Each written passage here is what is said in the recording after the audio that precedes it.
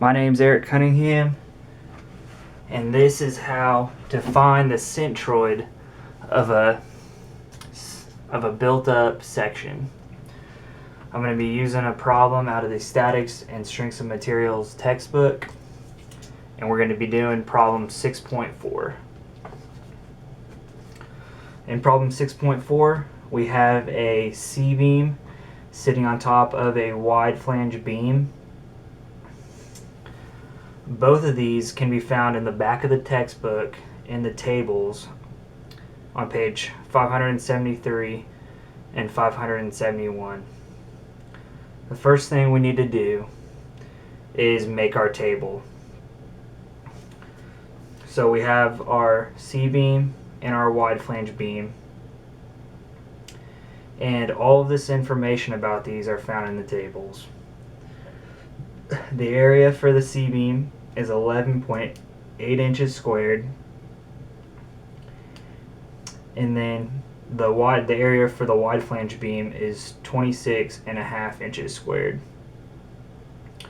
Next, we would typically need to find the center for the x-axis.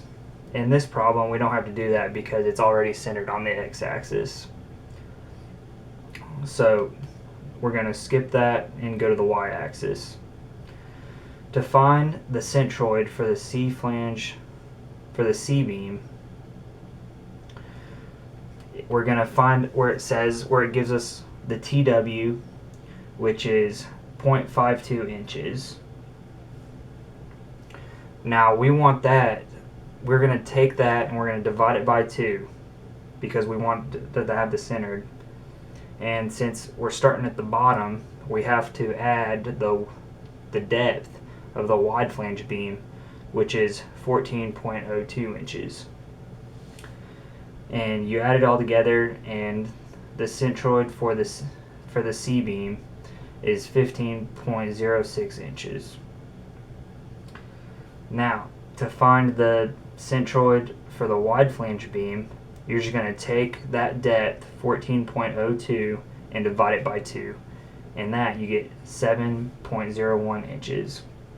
Next, we have to multiply what we found for the y-axis and multiply it by the area.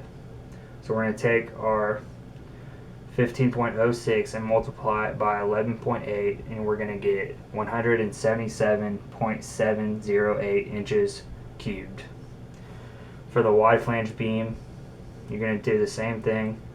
Take 7.01 inches, multiply it by 26.5 inches squared, which is going to be 185.77 inches cubed. Now we're going to go back to our area and we're going to add them up.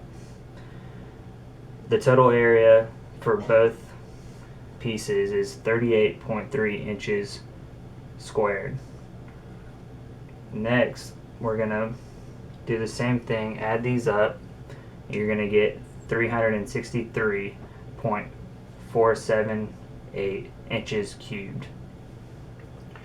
Now, since we didn't do anything for the x-axis, our centered for the x is going to be 0.